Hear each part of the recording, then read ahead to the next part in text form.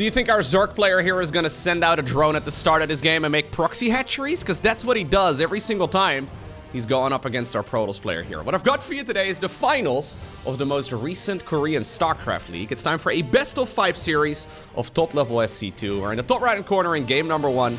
We have a barcode player who's better known under the nickname of herO. His opponent for today, his opponent, teammate, and friend, we have none other than Dark. Now the last, I want to say dozen times or so that I've seen Dark, he's actually opening up with a 15 hatch. Huh.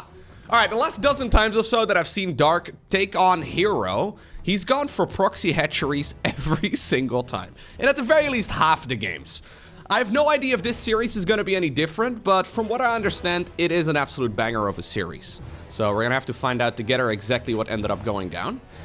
It worked well initially when Dark was building hatcheries. For example, right over here inside of the opponent's natural, or for example over here, or over here, or over there. He was planting them wherever he liked on the opponent's side of the map. It's just that over the last few weeks, herO has gotten a little bit too good at defending it, and it just does not seem to be a very good strategy. I think last time I did cast that series, I think the last time that these two played a best of 5 against each other, it was a 3-0 win for herO. So hopefully, fingers crossed, I mean, I'm a fan of the proxy hatch, I just don't think it's a great strategy. Hopefully, Dark is gonna reconsider some of those build orders. The fact that he decided to go for a 15 hatch is actually quite notable, I think, because he's always been a 16 hatch or a proxy hatch kind of guy. So very frequently, he sends the drone straight towards the third base and plants it over here. But apparently today, we're dealing with a serious Dark, at the very least up to this point. herO going for the standard opener here so far. 9 times out of 10 in this matchup, we do see a Stargate start. But of course, there's a lot of follow-up that Protoss can go for. As soon as that cybernetics core finishes, we'll see what sort of structure he wants to plant down. But I would say it's pretty much always going to be an adept together with a... Oh, maybe not. Dark actually flies back here to check if the cyber core is spinning. Okay, warp gates get cancelled. Stargate gets planted down. And I think he's going to restart the warp gate upgrade here quickly. Although this is a little bit of a scuffed opener though here for herO. Yeah, it's a Stalker first. Now this is only really something you do if you know that your opponent is somebody who has certain tendencies. Because the Stalker is more expensive than the Adept as far as the gas count goes. And you're not going to be able to get any scouting information in until now that second Adept comes out. And you kind of want to keep that one at home as well. Because if you end up losing it, taking the third base becomes very tough. Now I'm assuming at the very least he's going to be able to kill the OV. Yeah. Well, it's very narrowly killed. But I think herO is looking at this and he's thinking, yo, okay, it's not a proxy hatch. It was a hatchery first. So there's gonna have to be a third base on the back of this too, right? Maybe he actually saw it with the scouting probe? No. He did not see it with the scouting probe. Okay. So, ultimately a good start right here for herO. Albeit one that's a little risky, yeah. So normally we see the third base planted down within the next like 20 seconds or so. So that's why herO can't really go ahead and scout with this Adept. In case a bunch of speedlings kill this Adept, then suddenly a third base is very difficult to take, because you kind of need to, well, have units out to protect it. Either that or you keep the Oracle at home, but that also comes with a list of issues. So, all of this is to say that the Stalker first is usually not the optimal way of starting off, unless you know exactly what the opponent is going for, and in this particular case, it's working out very nicely right here for herO. Good control so far on the queens. There's one of them sleeping on the job. She just woke up. Okay. Yep. Excellent defense. Dark actually not starting up those spore crawlers at the perfect moment. That's one of those things that I don't recommend you do in your own ladder games. I think you should just start up spore crawlers at like 3.5 minutes. You know things are desperate when you're settling for the one larva kill. Oh, going for the quick Evo chamber. Because, yeah, you don't actually out-DPS that with an Oracle. You can't out-DPS the building of a spore. Cute little play right there. Okay, so clean defense here by Mr. Dark. Now, he doesn't have any links. So he's actually cutting some corners. Normally, you make a big round of Zerglings when link speed finishes, which is right now. These Adepts actually hit SDIT's up for... Yeah, SDIT upgrade is finishing up. This is actually a very curious timing on the link speed. It should have already been done. Okay.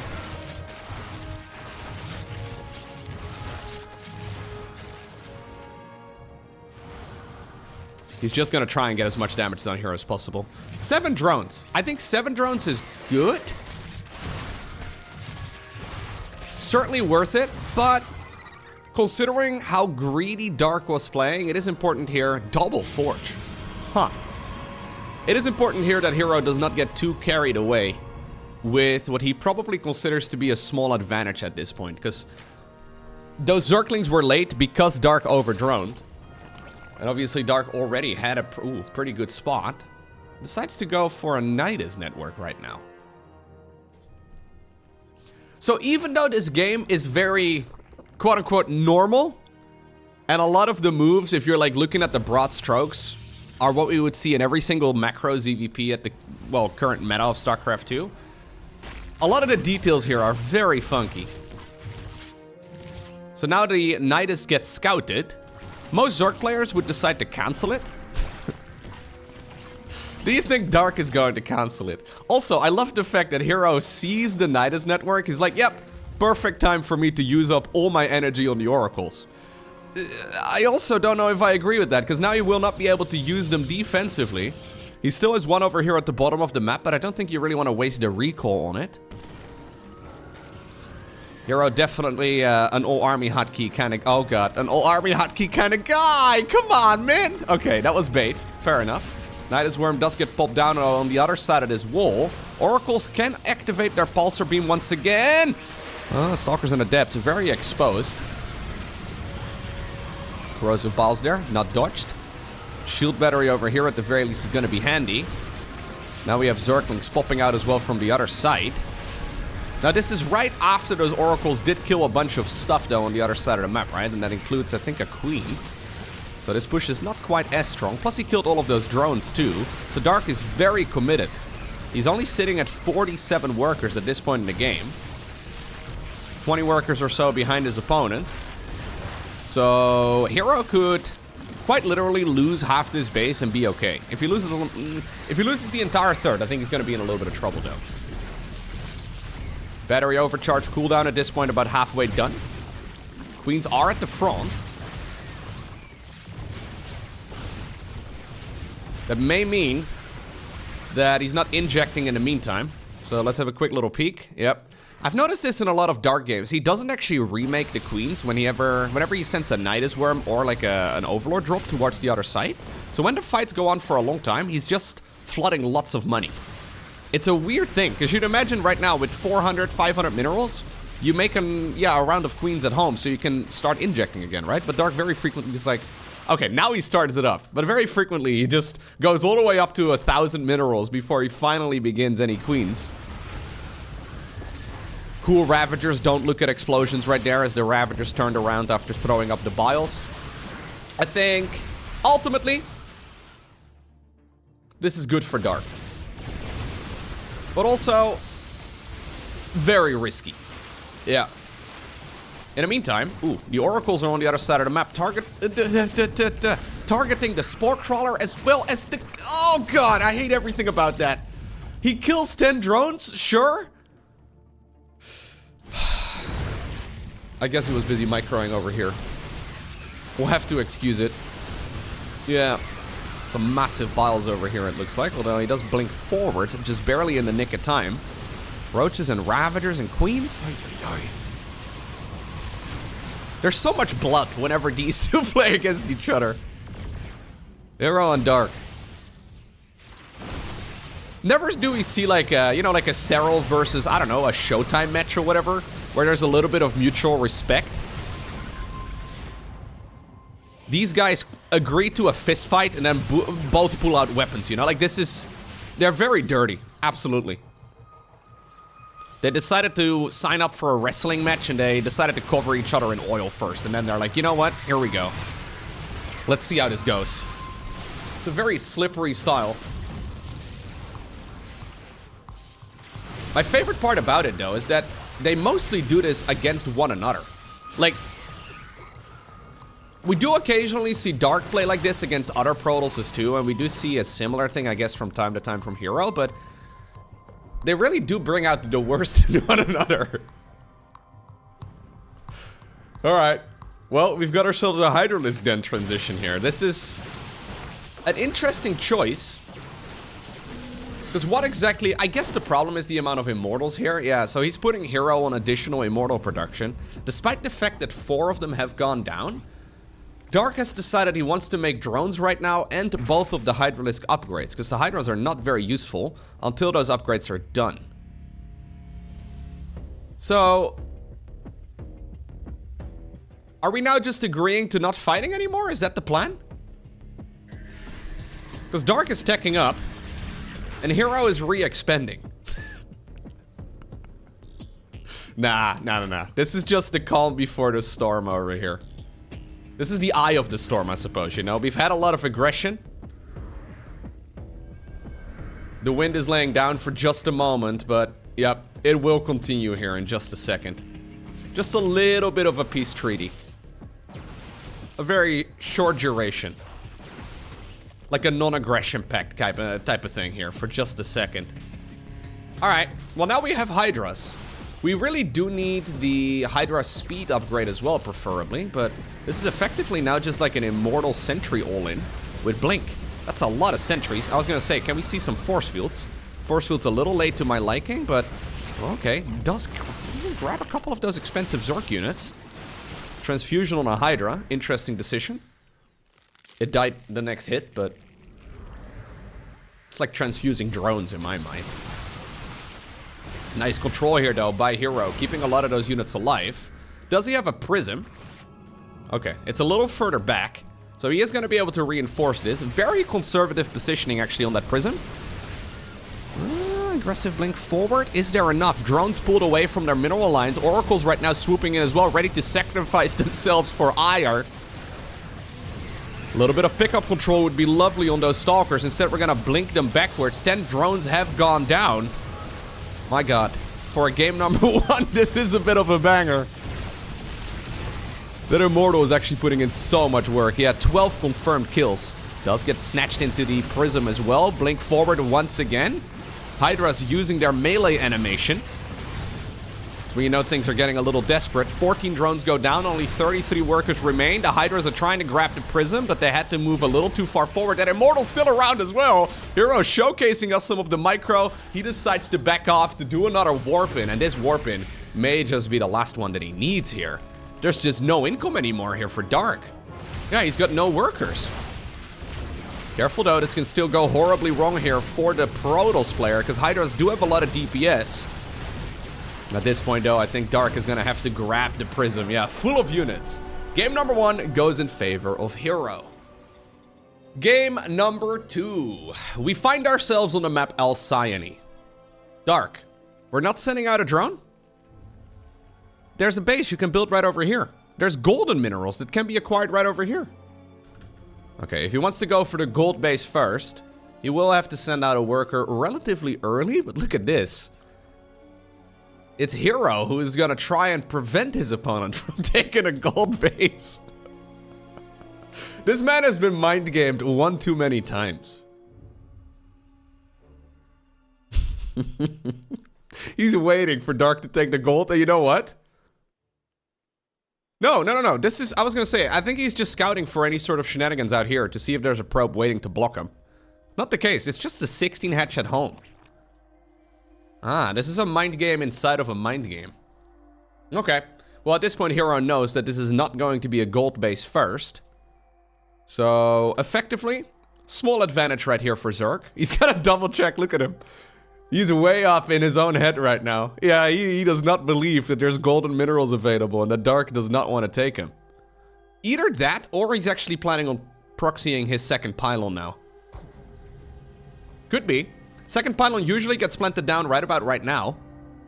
About 21-ish supply. I'm assuming he wants to go Nexus first. So usually you go Nexus, Cybercore, and then a pylon. Yeah, I think he's leaving the probe behind here to go for a proxy. This is one of those StarCraft player moments where you're like, oh, well, I just wasted 100 potential minerals. by sending this worker out very early to check if my opponent was going to do something cheesy, which I assumed he would do. So in my mind, the only way I can possibly justify this, without having to make the walk of shame all the way back home, which I think is probably the best move, is to go for a full-on cheese myself. It's a bit of a stretch, but if you've played enough StarCraft, you know exactly what I'm talking about. This is... I don't think it's necessary. He could have just brought the probe back. But I guess now we're committed. Yeah. Well, you know what? It's not a terrible choice. This is going to be a Stargate proxy. Yep, has to be. Okay, so is Dark going to be able to pick up on that? That's the question. So what's the advantage of going for the Stargate proxy over here? Well, it's the travel distance, right? So say the Oracle would be flying from here. It's about, I want to say 5, 6, maybe 7 seconds or so. And as we saw in the previous game, probably more than 5. I would say more than 5, yeah. As we saw in the previous game, Dark was very late on his Spore Crawlers. So his Queen defense early on was very good. He didn't start up Spores until 4.5 minutes or so, which is way too late against this particular Oracle proxy. Assuming we're going to see it start up immediately. There we go. Chrono boost right away too.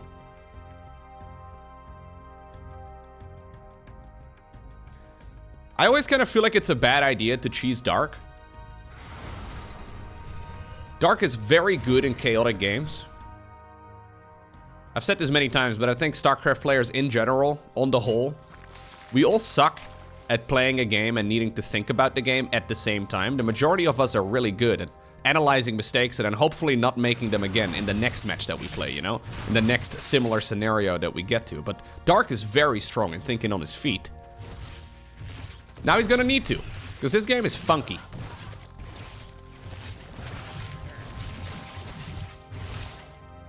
Oh, no! What? How did you think that was a good idea, herO? Why did we scoot back? That was insane. 4 drones was plenty. He's like, no, I can get one more. That is very greedy. Well, now those Zerglings know where to... Ooh. They should know where to look. This is a little bit weird, isn't it? Really? We're not gonna check out the right side of the map? Interesting.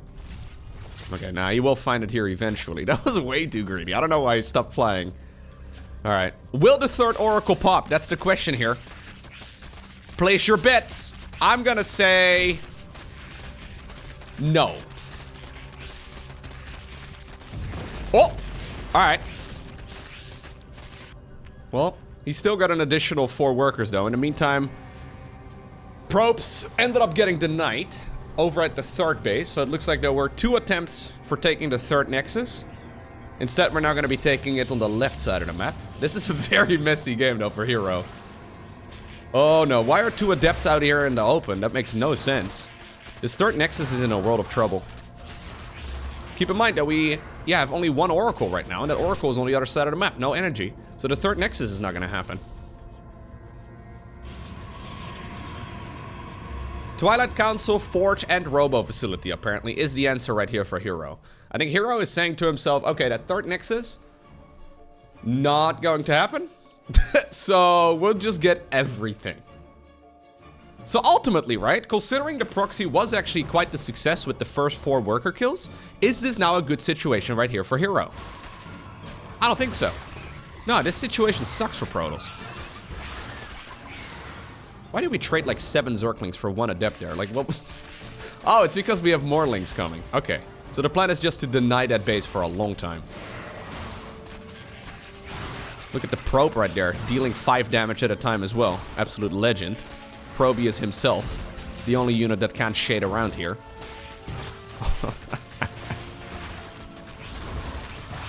Dark actually just holding down the Zergling key at this point. He is committed to never allowing a third base.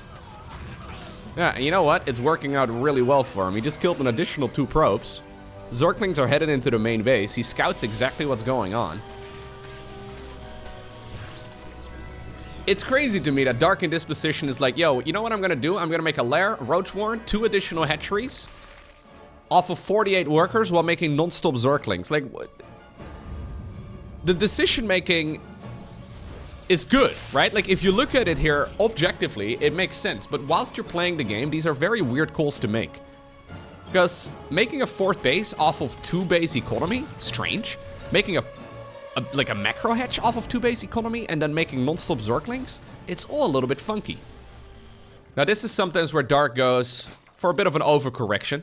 We had like 8 overlords there on the production tab all at the same time. But maybe that is not an overcorrection, actually. Maybe he's just prepared to defend against whatever all-in is going to be coming across the map right now. Yeah, those Archons are going to be absolute key here. Zerglings will be pushed back.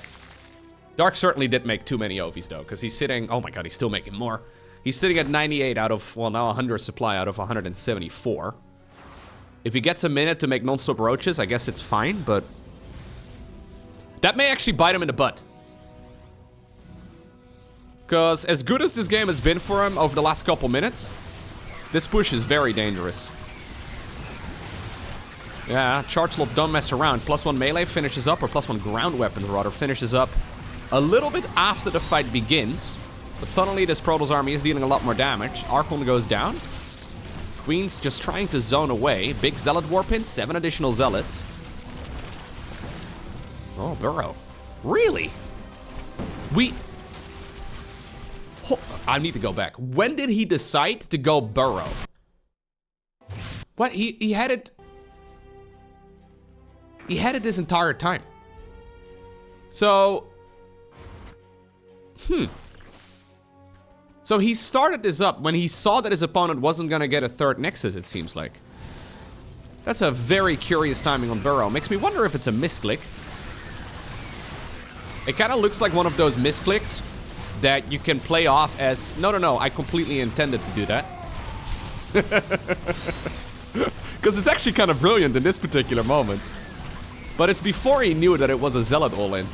So it's a bit difficult to justify getting it earlier than that, but it is really nice. Yeah, quote-unquote misclick.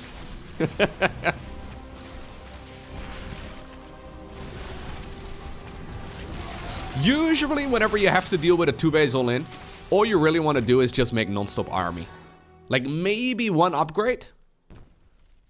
But your main priority is not getting, you know, cute upgrades like a burrow, right? Burrow is not nearly as important as a roach speed. Like, if you have to make the choice, do I want to get burrow or do I want to get, like, 1.5 extra roaches? Usually you would choose the roaches, but I guess it's working out. So, we have 5 hatcheries here, but only 50 drones, which is a bit funky. Protoss does have a very similar amount of workers, but no 3rd base. We're now 9 minutes into this game. Nearly 9 minutes. And I think Protoss is just going to expand. I think he needs to. I don't think he has much of a choice. Yeah.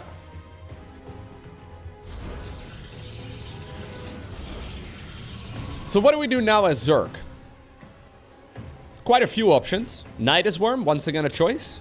Swarm Host, an option. Roach Attack, certainly not a bad idea. Spire, also something that's viable.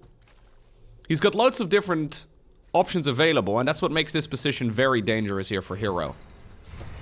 Because he can't really scout it. So he is effectively playing rock, paper, scissors.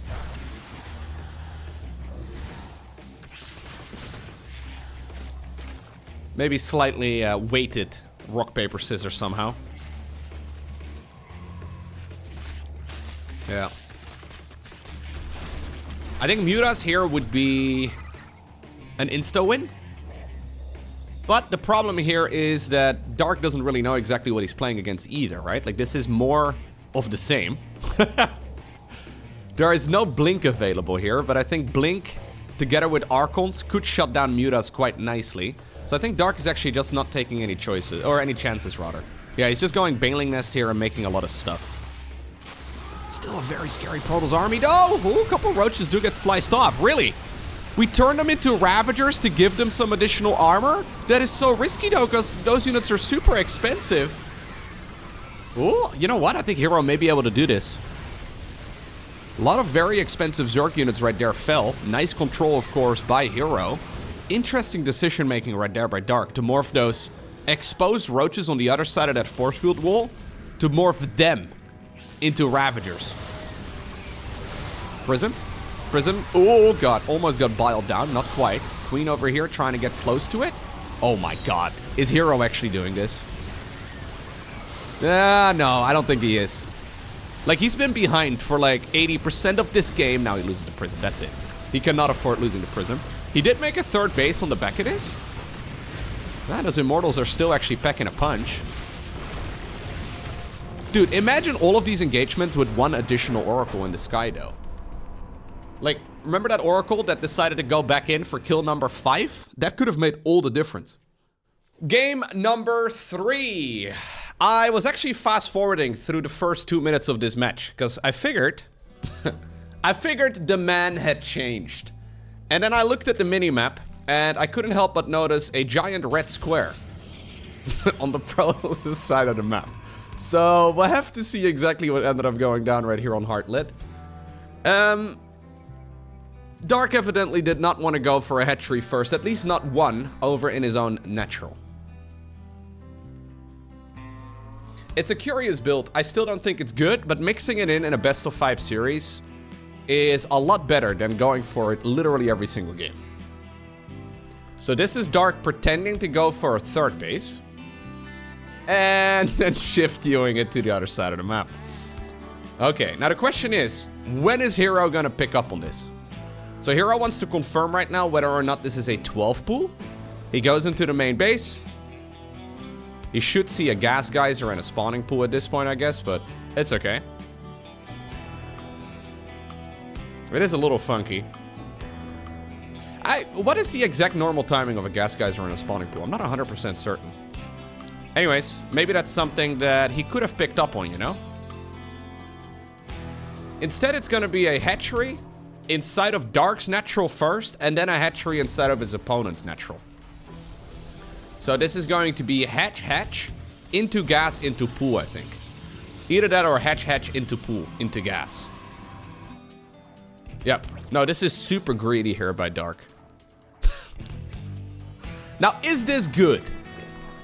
I don't actually think it's great. But Protoss is also very build order dependent. I think for Terran, yeah, having a build order is important. For Zerg, having a build order is important, but it's not quite to the same level as for Protoss. Protoss need to have a very clean early game most of the time if they want to be able to go for a sharp timing attack. And now the entire early game here from Protoss has been thrown out of the window. Now, you would imagine though that this is better against low-level Protoss players, aka everybody below like 6k MMR, which is like 99.99999% of the player base. But against guys like herO, he should have plenty of practice when he gets a hatchery block like that, right? Like, I would imagine the average ladder hero would kind of struggle to now figure out exactly what their timings are going to be. So, no Stargate? No Stargate. No... Second... No, we're gonna go for a Stalker, okay. It's a bit funky, so we're going... Oh no, supply block? Very small one. So you can see here that even at this level of play, he's still being thrown off a little bit. The Zealot was sent across the map, by the way, together with the Adept. Another Adept is coming across too. I mean, we did see the Probe shooting a few lasers right here at the hatchery, but I'm not in love with this. Robo facility now goes down, and Dark scouts the timing of it perfectly. Also, by the way, carrying 5 of his opponent's minerals right there in triumph.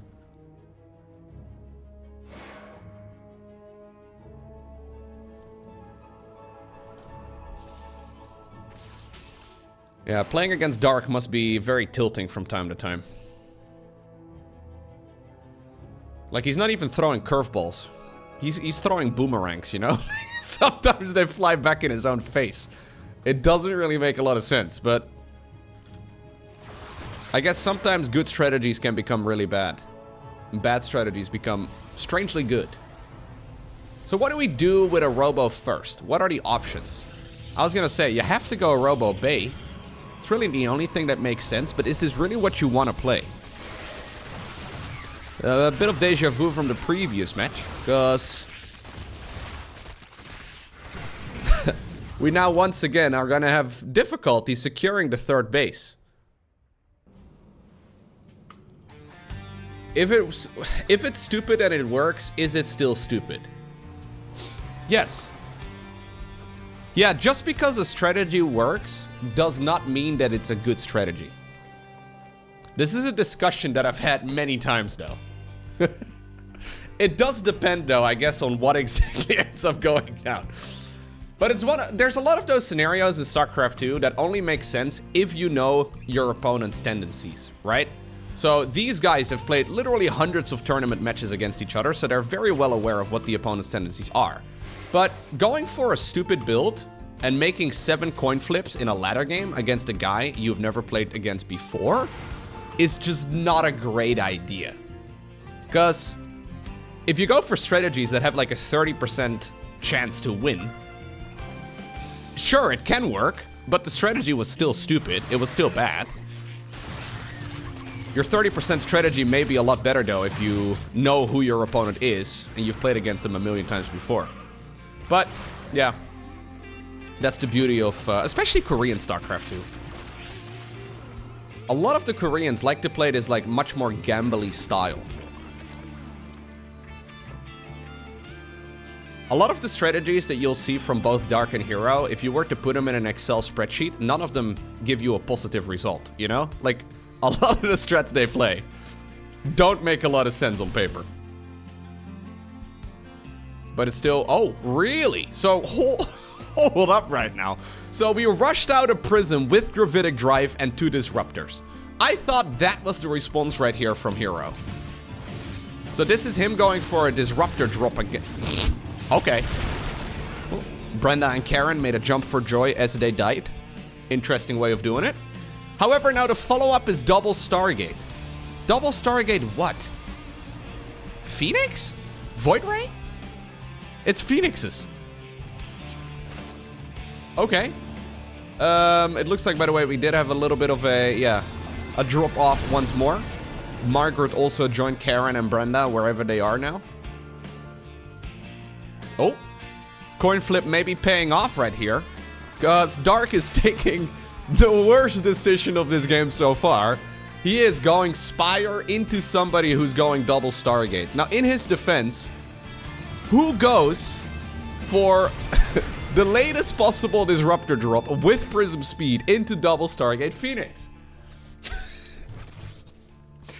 These guys are very much so playing the opponent. Not the matchup. Not the map. They're playing the opponent. Well, at this point he sees it. Does he cancel the Spire? I'm surprised. Why did herO show those Phoenixes? I think that's actually pretty stupid. He may not have noticed it, but he should have tried to bait out Phoenixes here, because he had vision of the Spire getting planted down with his Observer. Why did he... Now he's gonna force out Corruptors. Like, what he really wants to be playing against is Mutalisks here, because the Phoenixes would destroy a Muta build. I actually think that's a gigantic misplay. He should have never allowed that. Dark did not see the main base. Yeah, now it's gonna be Corruptors. Void Ray's coming up on the back of this to counter the Corruptors, because he is... Oh, no. Oh, herO. Oh, this is a herO moment right here. We're playing like 700 IQ, 400... Like, I don't know. It's anywhere between 20 and 700 IQ. The strategies are very, very smart, but also very dumb at the same time. But then everything's thrown out of the window because the man all army hotkeys a bit too much. Yeah, Disruptor's coming home to deal with Zerglings. So I'm curious to see how that's gonna go.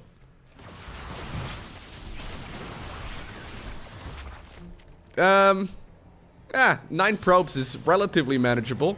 Would have been nice if that wasn't an issue in the first place. Like, what is going on in this game right now? This was a proxy hatch into Disruptor drops with speed prisms? Okay, that's weird. Into Double Stargate Phoenix, into now Corruptors chasing Phoenixes. Into Brenda and Karen. Well, at least they're... Okay, no, they're good, they're good again. Phoenixes get recalled.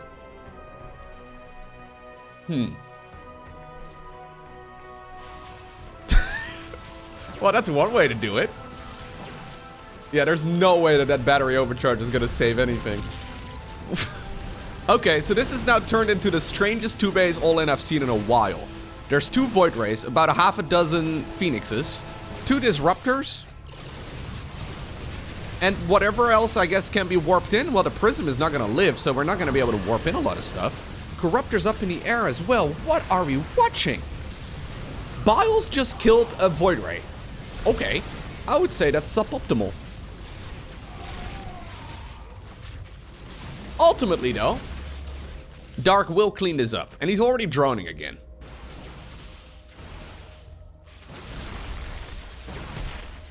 We have all those Corruptors up in the air, but not even remotely close to, say, for example, Broodlord tech. But we are getting +2 flyer. I guess after all the Phoenixes are gone, Mutas are once again a viable choice. Turns out Corruptors can quite easily out-DPS battery overcharge.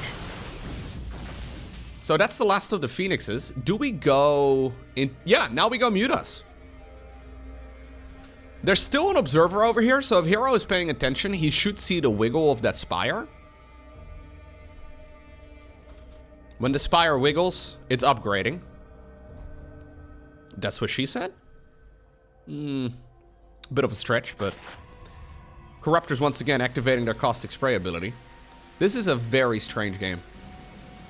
This is definitely the strangest high-level game of ZVP I've seen all year. So the Corruptors are sacking themselves, but it's gonna come... yeah, in exchange of a Nexus. I think it's okay. I would not have minded him going up to Hive Tech and maybe making Broodlords in a couple minutes from now instead, but that's not really Dark's way. Dark seems to try and avoid late game to the best of his abilities lately. Even though he's got very good late game, the Mutas show up.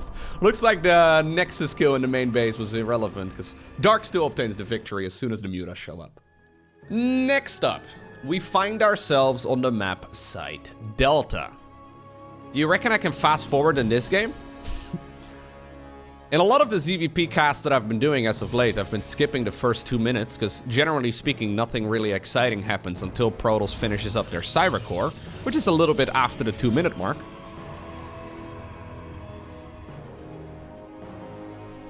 Is Dark once again gonna go for a 16 hatch? No. No. We're in... Wait, what? What did we just rally over there? No, we are gonna go 16 hatch. Okay, strange little rally point over there. This should get blocked quite handily. Dark going straight up to 17. Trying to figure out... Look at this guy, man. He starts the game off and he comes out swinging. There's no easy round 1 here.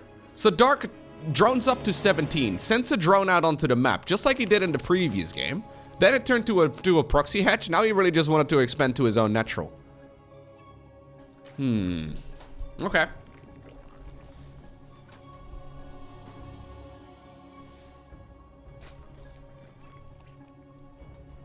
Just to clarify, by the way, it seems like Dark is the reason why herO is forced to play this way. Like, I don't think herO actually necessarily wants to play this sort of style.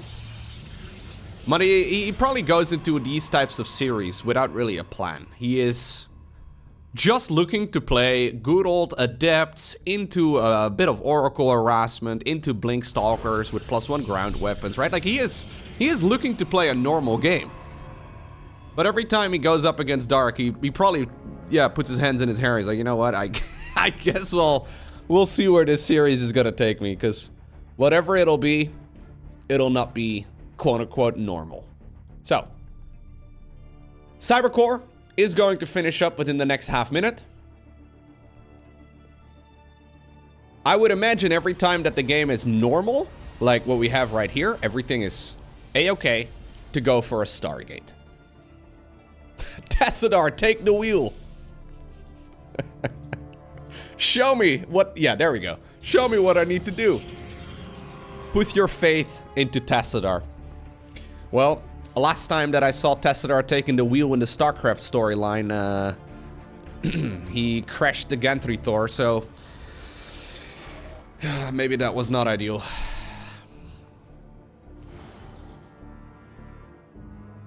Okay, now... I think what we're gonna see is a third Nexus at 3 minutes and 50 seconds. I know, crazy idea. That's what we have in a normal game? but will we see it in this game too?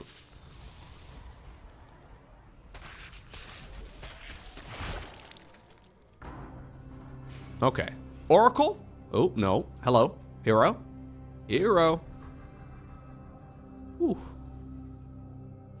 That was a bit of a Diamond League moment right there. We see this all the time from like Diamond League players really microing their heart out on their very first Reaper. And in the meantime, they forget making the reactor on the factory, you know, so they can't actually go for any sort of Hellion follow-up. But they did micro the Hellion, or sorry, the Reaper really well. Anyways, now the Oracle has successfully delayed itself. Not a huge deal, but certainly a little sloppy. Third Nexus? Huh? Yeah, so now the Nexus is a little late too, but it's okay. Oh, no, you could have, okay, you could have had it.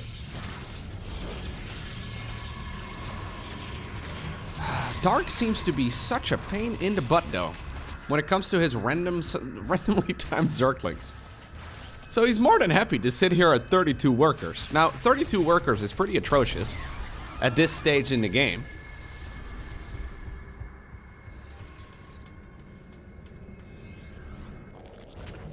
How many links did he make? Yeah, he lost 12 up to this point. He lost 12 up to this point, he's making 4 more and he still has 10. Every time the Oracle goes across the map, they have to fly back home to defend against randomly positioned links. But you know what? All of this time, maybe herO isn't killing drones on the other side of the map, but Dark is doing that for him, you know? Like, he has decided to have a very low worker count as it is. So, you don't really need to kill workers. Nah, you can just chill. You can always come a little bit later, I guess. Yeah, just go across the map a little bit later. Now there should be enough adepts. Shield battery is going to finish up as well in a bit. I don't think these links are going to be able to achieve too much. Unless you don't put your units on hold position, which is weird. In the meantime, ooh. 1 Oracle has fallen, it looks like. But 2 Queens. Okay. Dark, you're getting carried away, my man. Somebody give Dark a hug. He is... he's seeing blood. Like, he's fuming at the moment, man. He's just making Zerglings. He's like, oh, I'm gonna make more of them. I gotta make more. I'm gonna... Stop it, Dark. I think we have to make some drones here, dude. Oh, he's adding on like 4 drones and then like 20 Zerglings. And then 4 drones again and then 20 Zerglings. +1 melee is gonna line up here with a Baling Nest. Which worries me a little bit, because this looks very tempting. Adepts here are... gonna win the fight, especially if the Oracles join in. Yeah. So, ultimately, 6 workers killed, 2 Queens killed. A bunch of damage done, I guess, by all of those Zerglings. But Dark has really hindered his own progression in this game a ton. And I think herO realizes that very nicely here. He doesn't need to be too aggressive. I love the addition of the 4th Oracle. I think it's actually very good. So he actually made 5 of them in total in this game, yeah. I think it's very clever. Because this is one of those starts right here for Zerg where they're not going to be able to tech up and they're not really going to be able to do too much. Oh, no. No, not again. Ay, okay. It'd be such a shameful way to lose right now because you don't have your unit on hold position. I've seen it happen one too many times, man. This is a lot of Oracles. Yeah, I was gonna say, that's a lot of Queens too. +1 Carapace, by the way, coming up. No Lair.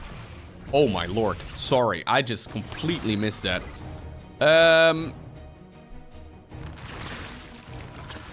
So we go with +1 melee Zerglings. So whilst these Oracles are going to town, we just have a bunch of Banelings slowly waddling forward. What? What was Dark looking at? Like, I was clear, or sorry, what was herO looking at there? Okay, this is herO's vision. So these Oracles are going across. It looked to me like he was moving the sentries there. So why did he not even attempt a force field?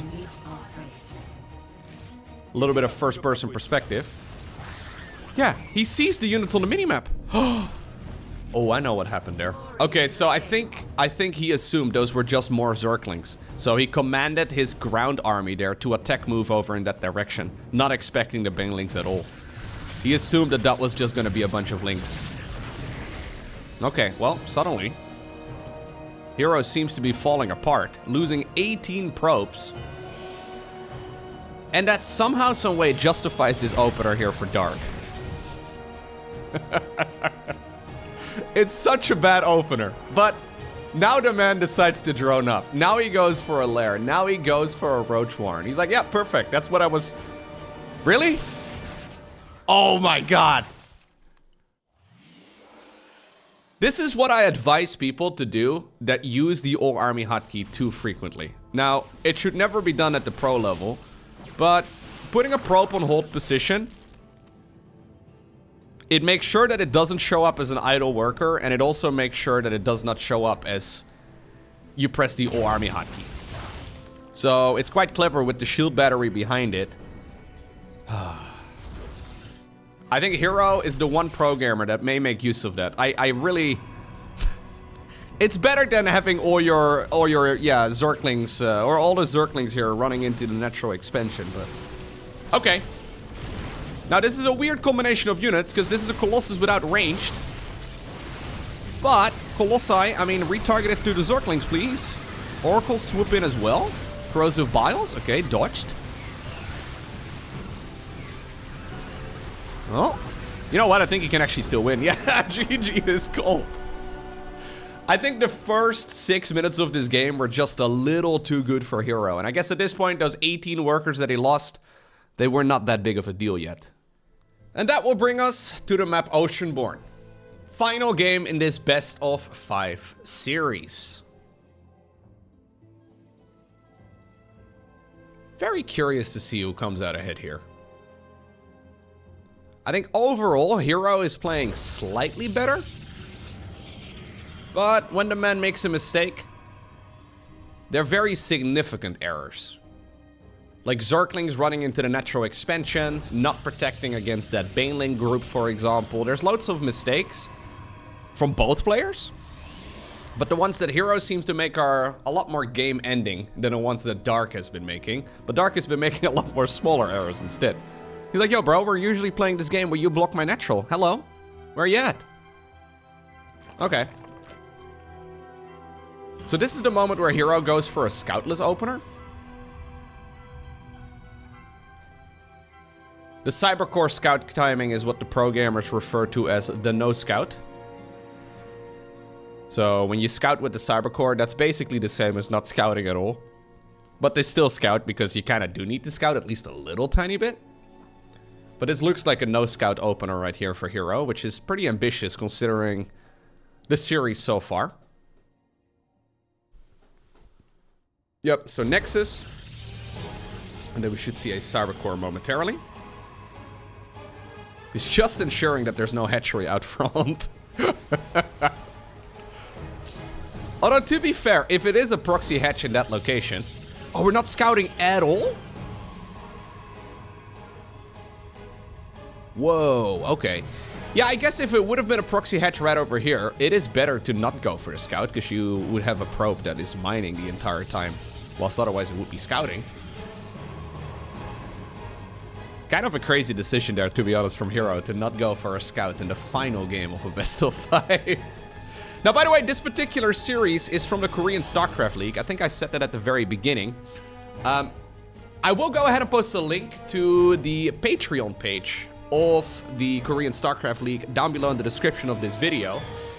They've actually changed the schedule of this particular event up, so this used to be a weekly tournament, but because their Patreon support has gone down quite a bit throughout the year, or I guess throughout like the last half year or so, they decided to make it a bi-weekly event instead. So they're now doing it every 2 weeks rather than weekly, which, you know, is a bit of a shame. This is one of the few ways that Korean StarCraft players can show what they are worth, so if you are interested in supporting them directly, their Patreon page is down below.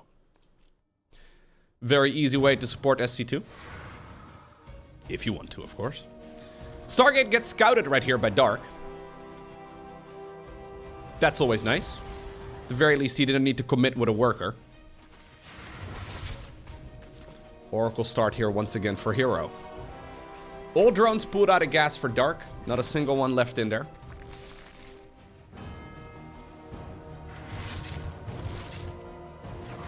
Okay. So, this is about as standard as it can be. Double Adept. A little bit of damage done here. Gets a drone. Saves the Adept. Although Brenda, she's on the job, but she's too slow. Yeah. Back in the Brood War, the Queen could fly. Sure, Brenda. Sure. She would have been better, I guess, off creep in that particular instance, but... Okay, so safety spore crawlers at the conventional time right here for Dark. So Dark actually taking this game serious. Would you look at that?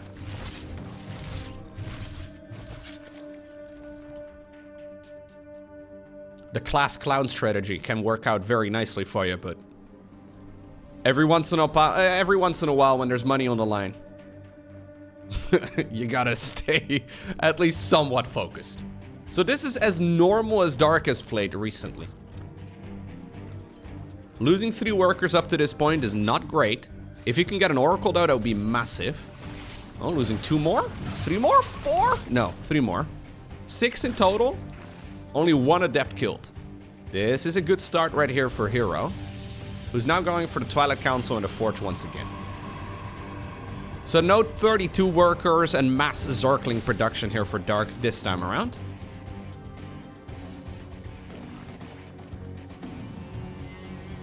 Okay. Baneling Nest coming up together with +1 melee. We should see a lair start up within the next half minute or so. I'm not in love with this right here for Dark, to be honest. This is way too many losses. The problem is, this is the moment where you need to start making quite a few units as Zerg as well. Because now the multi-layered pushes for herO will start. So now the Oracles are going to be accompanied with Adepts. And before you know it, oh, good stasis. Before you know it, there's going to be Blink Stalkers on the back of this too. So these Adepts, look at them. Just marching home. I love that. So they've forced out a ton of Zerglings. Queens are actually marching across. Oh, I don't think this is a situation to go for a Queen push. Really, Dark? We've lost so much. He's just going for a Bane bust. Yeah, a Queenling Bane bust. If herO controls this well, he should be in a good position here, but this is very dangerous. Dark has decided to just put all of his eggs in one basket and just run across. Send everything that he's got. I like this a lot better when Zerg has a smooth early game. This is one of the worst early games you can have. Well, maybe not the worst, but like it's not great. Only 2 Adepts have gone down here in total. Okay, this is still difficult though for herO. Force fields are gonna have to be on point. Good force fields over there. Force field at the bottom. Nicely done. 7 probes is okay.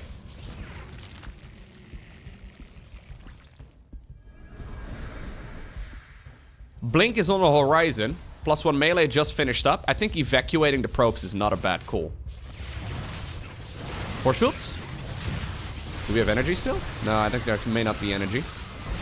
Okay, battery overcharge does get shut down, but that was really expensive.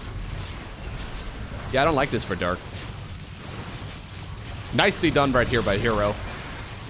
Reading his opponent very well. He recognized that the only way that this wasn't gonna go well is if a bunch of probes suddenly blew up to a bunch of banelings. So just running away and letting the structures tank the damage instead is really good. We have the +1 armor coming up on the back of this together with the charge research. But I've got a feeling that Stalkers alone are gonna be really powerful. Do we have a prison? Oh no, we did not make a prison. Zerglings do have +1 melee here, so they actually hurt very much.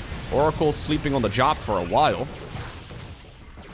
But now we're in that weird scenario again, where Zerg is sitting at a small worker count, and herO's got a little bit of everything. Then again though, Dark seems to be winning the fight.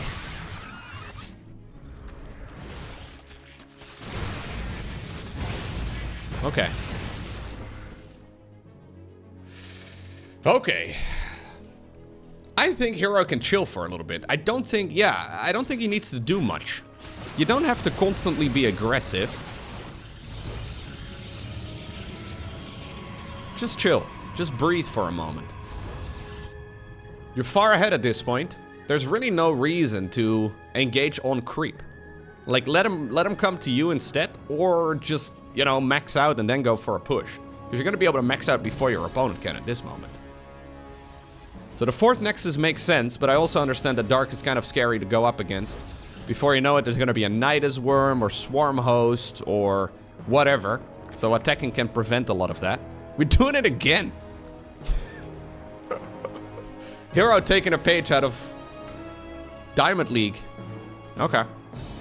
Disruptors, by the way, or Colossi coming up on the back of this here for our Protoss player. +2/+2 starts up. Roach speed. So Dark has decided to double expand. One of them is over here, one of them is at the 12 o'clock position. Oracle in the main base does go down. Stasis Ward, though, was triggered. 5 drones have fallen here, too. Is Dark not gonna try and throw a curveball here this time around? +2 melee together with Roach speed. That is the quote-unquote normal thing, but I think in a game like this, it would be better to actually do something out of the standard, right? Because, like, now you're kind of far behind and you have to play catch-up. And that's usually where a curveball can work out much better. So I would actually not mind seeing, like, Swarm Host Nidus or something like that. I don't think it would be great in this scenario, because he doesn't know about the Colossi. But we'll see. His hope is probably that he can somehow get Banelings into his opponent's mineral line, or clean up a big Zealot run by for free, or something like that. Yep, so we're just gonna go Baneling speed, Roaches. Oh, getting the Prism would be a good start of a comeback, but not happening.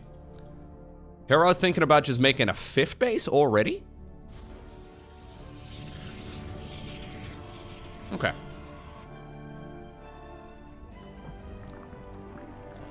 herO can probably go for a big attack when all of this finishes. So +2/+2 and ranged for the Colossi should all finish up.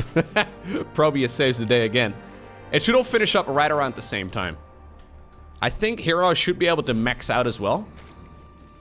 So that should be a perfect opportunity for him to go for an attack. 200 to 200, although he's... No, it's actually Dark who's supply blocked at this point. Okay, I was gonna say. Yeah, I think if you move out right now, you do one more warp in at this point, and then one more warp in as you're halfway across, you should be good. Instead, he decides to just expand. This is one of those scary scenarios, though, for our Protoss as well, where it could suddenly be a dozen Mutas fly in, right? I guess he would still be okay against that, but that is a situation that a lot of Protoss players try to avoid. He just goes into 3-3 research. Yeah. So he is not taking any chances.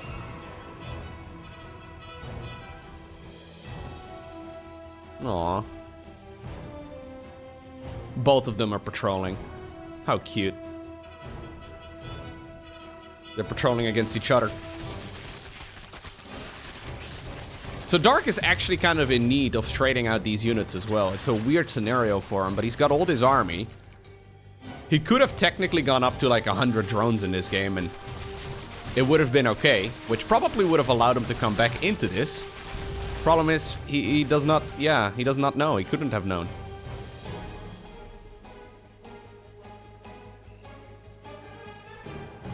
Okay. Hive coming up. Hive tech is a necessity against these sort of Protoss armies. Adrenal glands on the Zerglings is very good too, of course. It's basically Stimpack for Zerglings, not bad. Is herO going to set up any sort of Skytools transition here as well? I don't think so. I kind of assumed he would attack with +2/+2, to be honest, but... This has surprisingly turned into a very passive game. Yeah, so Dark is making as many Banelings as possible. So he already had 25, he just wants to roll all of his army in here. Now, Colossi and Archon are gonna be so good against Banelings. 38 additional ones, though, are finishing up. There we go. 63 Banelings. I don't believe in this Zerg army at all, but he's gonna try and blow up as many of the Protoss units as possible. But it looks like most of it is just gonna stay alive. The laser giraffes. Okay, allow those stalkers to blink forward as well. Prism is gonna warp in reinforcements, and ultimately, yeah, Dark took a chance. He was hoping that this was gonna be a different unit composition than the one he's actually faced off against, and I think there's way too much. Nice movement right there as well in that Colossus. Making one of his dance moves with his little tippy toes. Another, well, Zealot warp in this time around. We're all the way up to 13 gateways. He's got tons of static defense at home as well, so really no way for Zerg to deal any sort of counter-attack damage. I think that seals the deal, it looks to me. Like the Korean Starcraft League of this week. It was won by herO, 3-2. Well, unless somehow, some way Dark miraculously manages to get back into it. Nah, it's not gonna happen. Nicely played.